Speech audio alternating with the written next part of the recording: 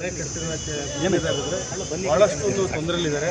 ಯಾಕೆಂದರೆ ಮನೆ ಕಟ್ಟಲಿಕ್ಕೆ ತಾವೆಲ್ಲ ಒಂದು ಮನೆ ಶುರು ಮಾಡಿಕೊಡ್ಬೇಕು ಅಂತ ಎಲ್ಲರಿಗೂ ಆಸೆ ಇರುತ್ತೆ ನಾಗರಿಕರಿಗೆ ಮತ್ತು ಸಾರ್ವಜನಿಕರಿಗೆ.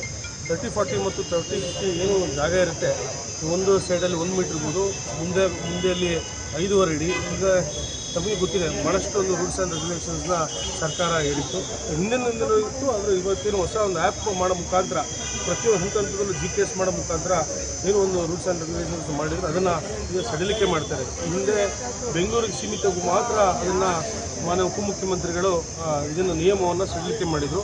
ಬೇರೆ ಬೆಂಗಳೂರನ್ನು ಹೊರತುಪಡಿಸಿ ಬೇರೆ ಯಾವುದೋ ಜಿಲ್ಲೆಗಳಿಗೆ ಮಾಡಲಿಲ್ಲ. ಹಾಗಾಗಿ ಈಗ ನಮ್ಮ ಎಲ್ಲ ಮನವಿಯ ಮೇರೆಗೆ ಶಾಸಕ ಪ್ರೆಸೆಂಟ್ ಏನಿದೆ ಸರ್, ಈಗ ಇನ್ನು ಎಷ್ಟೆಷ್ಟು ಸೆಟ್ ಬ್ಯಾಕ್ ಬಿಡಲಿಕ್ಕೆ ಅಂತ ನಿಯಮ ಇತ್ತು. ಒಂದು ಭಾಗದಲ್ಲಿ 2 ಮೀಟ್ರ್ ಇರ್ಬೋದು, ಹಿಂದೆ ಭಾಗನೂ 1 ಮೀಟ್ರ್, ಹಿಂದೆನೂ 1 ಮೀಟ್ರ್ ಇರ್ಬೋದು, ಮತ್ತು ಮುಂಭಾಗದಲ್ಲಿ 2.25 ಮೀಟ್ರ್, ಈ ಥರ ಮುಂಚೆಯಿಂದಲೂ ಇತ್ತು. ಆದರೆ GPS ಮಾಡೋದಿರಲಿಲ್ಲ. ಪ್ರತಿ ಹಂತದಲ್ಲೂ ಪ್ರತಿಯೊಂದು ಸ್ಟೇಜಲ್ಲೂ ಏನೋ ಒಂದು ಫ್ಲೋರ್ಗೂ ಕೂಡ GPS ಮಾಡೋದು, ಅದು ಏನು ಗುತ್ತಿಗೆದಾರರು ಯಾರಿದ್ದಾರೆ ಅವರ ಒಂದು ಲೈಸೆನ್ಸ್ನ ಇದು ಮಾಡೋದು ಯಾವುದೂ ಇರಲಿಲ್ಲ.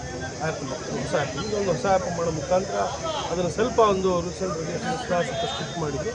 ಹಾಗಾಗಿ ಬೆಂಗಳೂರು ಸೀಮಿತವಾಗಿ ಮಾತ್ರ DK ಶಿವಕುಮಾರ್ ಅದನ್ನು ಸಡಿಲ ಮಾಡಿದ್ರು. ಸೆಟ್ ಬ್ಯಾಕ್ನೆಲ್ಲ ಸ್ವಲ್ಪ ಅದನ್ನು ಕಮ್ಮಿ ಮಾಡಿದ್ರು. ಅದನ್ನು ಹೊರತುಪಡಿಸಿ ಬೇರೆ ಯಾವುದೂ ಜಿಲ್ಲೆಗಳಿಗೆ ಆಗಿರಲಿಲ್ಲ.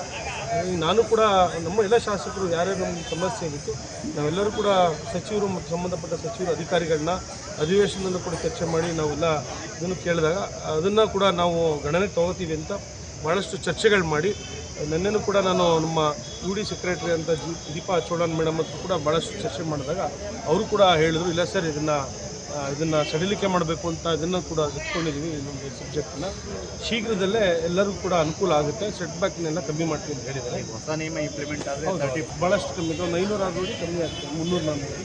ಹಾಗಾಗಿ ಎಲ್ಲ ನಾವು ಈಗ ಚರ್ಚೆ ಮಾಡಿ ಅಧಿಕಾರಿಗಳು ಕೂಡ ಮತ್ತು ಸಂಬಂಧಪಟ್ಟ ಸಚಿವರು ಕೂಡ ಚರ್ಚೆ ಮಾಡಿ ಅದನ್ನು ಸಡಿಲ ಮಾಡ್ತಿದ್ದಾರೆ. ಹಾಗಾಗಿ ಸ್ವಲ್ಪ ಕೆಲವೇ ದಿನಗಳ ಸ್ವಲ್ಪ ಎಲ್ಲರೂ ಕೂಡ ಶಾಂತಿಯುತವಾಗಿ ತಾಳ್ಮೆಯಿಂದ ಕಾಯಿದರೆ ಶೀಘ್ರದಲ್ಲೇ ಎಲ್ಲರೂ ಕೂಡ ಒಂದು ಸಿಹಿ ಸುದ್ದಿ ನಮ್ಮ ಹಾಸನ ನಗರಕ್ಕಿರ್ಬೋದು ಮತ್ತು ಬೇರೆ ಭಾಗ ಮನೆ ಕಟ್ಟೋರಿಗೆ ಒಂದು ಸಂತೋಷದ ಸುದ್ದಿ ಸರ್ಕಾರ ಬೆಂಗಳೂರು ಹೆಂಗೆ ಮಾಡಬೇಕು.